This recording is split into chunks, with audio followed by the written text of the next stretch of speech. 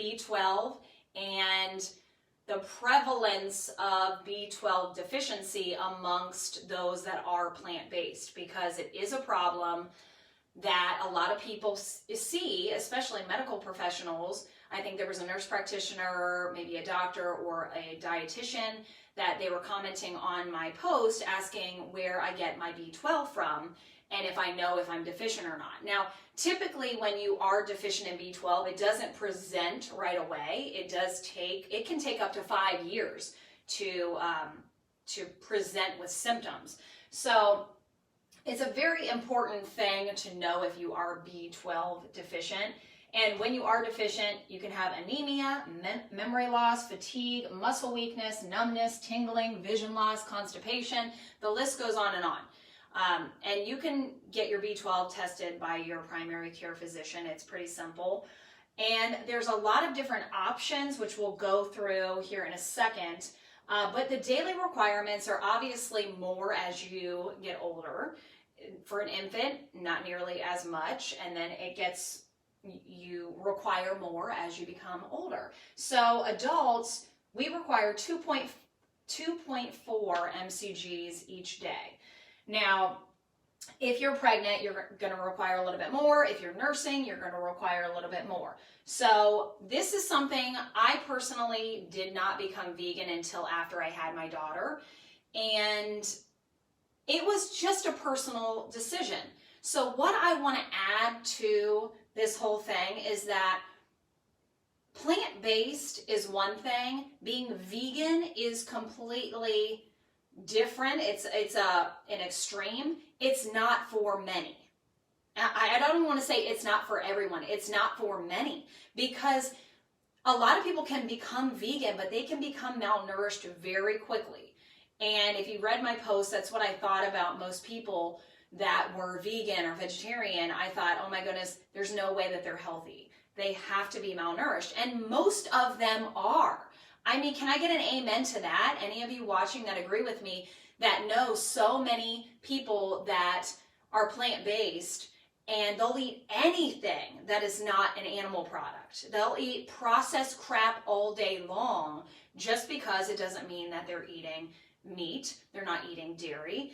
And at the end of the day, they're putting more havoc on their body than just eating the animal. So I want to stress the importance of understanding that, and that it's not for everyone. I don't try to convert my clients to 100% veganism or vegetarianism. I don't. What I try to do is substitute at least 50% of their animal products for plant-based proteins and allow their body to reduce inflammation and just to be able to perform optimally. And I think that's done by eliminating. And unless you really understand food and nutrients and food and the daily requirements and the warning signs to look for when it comes to deficiencies in the body, I don't think that that's something that you should dive into, becoming completely vegan or vegetarian, unless you do have proper knowledge or you are working with a coach that has proper knowledge when it comes to it. Because again, you can create a whole bunch of nonsense going on in the body that wasn't there before when you start removing things if you're not aware of what benefit it brought to your body. Okay, so likely the people that are likely to be low, obviously vegans, and those with Crohn's, celiac, Graves, people that are on diabetes medication, metformin, and it blocks the absorption ability of your body. And then the heartburn medications, so Prilosec, Protonix, there's a whole slew of heartburn meds. But if you are someone that takes those meds or that has these conditions, you're more likely to become deficient in B12. So just be aware of that, regardless if you're vegan, vegetarian, or not. It's just something that you are more susceptible to becoming more deficient in. Okay, so a lot of people have asked me, especially because of this post, they're just curious, and I love curiosity. I'm a very curious person. So I honestly didn't even think about this being a good topic until then. I'm like, this is something that is necessary to talk about because I'm sure a lot of people don't even consider it when they do become plant-based. So there are 3 different options here. You can eat fortified food. There's a lot of different plant-based fortified foods out there. And we'll get into the different ones that I suggest, that I don't suggest, because this can be good and bad. Number 2, you can take 1 B12 supplement a day, which it would have to be 10 mcgs. Or you can take 1 B12 supplement per week, which would have to be 2,000 mcgs. Okay, so that would be like an injectable. And I personally started a couple months ago, and I try to tag him on this, so I'll tag him after I'm done with the live video. But Dr. Brian Goodhue has his own aesthetic and weight loss and wellness practice.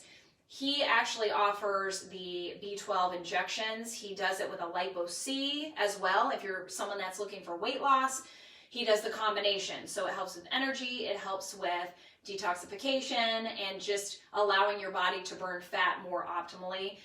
But I don't really want the Lipo-C. I'm just wanting the straight B12. So he gives me an injection every week. That is a way that I cover all my bases. I don't have to worry about whether or not I've lacked in certain departments in the food department, that week. I have it covered, but I do make sure that I am aware of what I'm consuming, and I will show you some of the things that I do incorporate. If any of you guys have anything that you do to make sure that you keep your B12 up, and it's plant-based or it's not plant-based, drop it in the comments. If you have, because a lot of people are going to be watching this and they are going to be wondering, okay, if I'm taking a pill form, what's the best pill form? Because if you're vegan or vegetarian, you need to look at the ingredients, and a lot of the pill form of B12 does contain animal product. So you want to make sure you read through the ingredients, because if you're that strict of a vegetarian or vegan, then you want to make sure that you're not getting that kind of supplement, right? And a lot of times the absorption is just not going to be where it's at with taking the pill form. So that's why I do the injectable.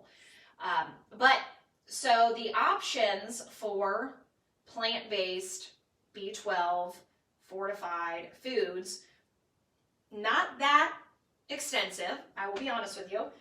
I brought my nutritional yeast because I want to show you guys what it looks like, and there's different brands, okay? But the number one thing I incorporate to cover my B12 is nutritional yeast. And I know it sounds weird because a lot of people that have never heard of it, they're like, what?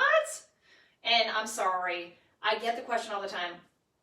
Doesn't that cause yeast infections? No, it does not cause a yeast infection, okay? It's completely different. But I do want to read you the benefits, because this has, so 1/4 cup of this, which is not a serving. 1 serving is 1 tablespoon, okay? But in regards to B12, you get 7 times your daily requirement of B12 just by 1/4 cup of nutritional yeast. This is more like a vegan's Parmesan cheese or seasoning that you can use on anything. I personally love it on vegetables. I put it in my salad, I'll sprinkle it in there. If I'm making vegan ricotta cheese, it's a cashew cream cheese, I'll use this in it. And I use this on a lot of different things. The tempeh, tofu. It's just a very good, it's kind of cheesy-ish in taste, if you will. Not so extreme, but it's very versatile. So even if you are an animal product consumer and you like chicken and you like whatever else, you can sprinkle this on it, and it's so beneficial for B12. And you also get 5 grams of protein for 1 little tablespoon of this. There's 2 grams of fiber, 3 carbs, which really is only 1 net impact carb.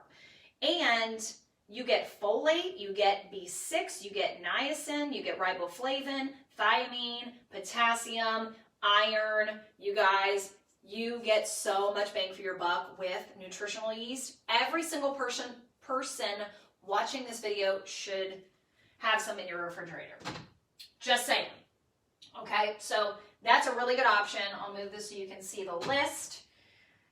I don't have the best handwriting. I mean, what would you guys rate this? On a scale of 1 to 10, be honest with me. Because every person that I have worked with in the past used to give me grief. And I tried really hard for you guys. I tried very hard. So if you want to take a snapshot of this board, feel free. And share it with all your family and friends. And hopefully you'll say that her handwriting is pretty darn good. Okay? Pretty darn good. I want to see some 10s up in the comments, okay? Okay, nutritional yeast we got. So Delicious brand has an almond milk. It's almond plus 50% of your B12. So it's fortified B12. That's the thing with these milks and cereals products. Some are fortified, some are not. So you have to be very aware when reading nutrition labels. But I do consume that from time to time. I like doing almond milk in my coffee. I also like doing almond milk as a cereal. I make a homemade high protein granola and I'll eat that like cereal. And I do kashi. They have an oat or flakes and clusters, I believe. It's the only soy-free and it's high protein from quinoa and pea protein and all that. So kashi has almost every flavor is high protein, but majority is coming from soy. Soy's not bad, but you know, if you can eliminate it in certain areas like cereal, I'd rather consume soy in whole forms, tempeh, tofu, edamame, things like that, which is on the list too, tempeh. Some tempeh, and that's fermented soy, some tempeh is fortified with B12, some is not. So you have to keep your eye out for that. And then hemp and soy milk, 25%. I don't think I've ever seen anything higher than that, but I'll do hemp milk from time to time. Soy milk I don't do, I just don't. But almond milk I'm happy with. I really like that. And then the cereal, there's other things too, like shiitake mushrooms has some B12. There's other vegetables that have some. It's just you're going to have to be eating shiitake mushrooms until the day you die in order to really get the proper amount. So who wants to be doing that? I surely don't. So the cereal, okay, the thing I have to say about cereal is that I could eat a whole darn box of it and keep going and going and going. It tastes so darn good, and it's usually because it's packed with a million things in it, and that's why I try to make homemade cereal, because it might be fortified with B12, but they're going to be adding a whole bunch of other ingredients in there. And at the end of the day, you're going to be consuming more sugar, which means more carbs, more fat, whatever else is in there to keep the storage life long. And you really just don't need to do it, okay? So I know that they say, like, I was reading all the different brands and everything that's fortified, and I'm like, I can't even tell people about these brands because I know the sugar content's off the Richter scale. The carbs obviously are. And I don't even know what the ingredient list is. So we're just going to skip over that and tell people, you know what? When it comes to fortified cereals, you might want to jump over it. Now, if you are watching this right now and you can find me a cereal that has high protein, high fiber, low sugar, decent amount of carbs, I want you to drop it in the comments because I've done some searching. I can't find any, so I'm just not going to go there. But yeah, let me know. Let me know because I'll be down for it. What I typically do with that kashi cereal, I'll do half that and then I'll do half my homemade because my homemade's mostly nuts.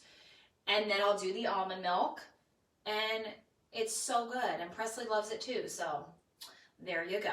Okay, so I don't know if any of you guys have any questions about any of this. I'll step back if you want to take a little screenshot of that at the bottom. I know some people were going to watch this to talk to their patients. I by no means am a doctor or a nurse. I just know nutrition. I know what I know. I try to share what I know. I don't know everything. I will be completely honest with you. So anytime that you can teach me something, I am more than willing to absorb that knowledge because I always want to learn something. If you don't learn something new every day, then the day is not complete, my friends. Okay? So drop some love in the comments, and sharing is caring. So if you feel anyone in your feed could benefit from this video, click the share button. I would greatly appreciate it. And if you guys want any B12 injections and you don't know who does it, Dr. Brian Goodhue, I will tag in this after I end the video. And he also told me to tell you guys that if you're going someplace that says that they're going to give you a B12 injection, and you walk into the room and it's already drawn up and it's sitting there, it's no good. It's no good, because once it hits the light, then it loses its effectiveness, if you will. So the doctor, the physician, whoever's giving you that injection should be drawing it up right before they inject you. Otherwise, it's null and void. It's not worth it, because a lot of times people are busy in the offices. They're trying to, like, okay, I got this room ready, let's go. No. So that's something that I want you to tell whoever's doing it. If you walk into the room and everything's drawn up already, then question them, because you don't want to waste your time, you don't want to waste your money, and you want to keep your body in check. Can I get an amen? Amen. All right, you guys, make it a great week. We'll talk soon.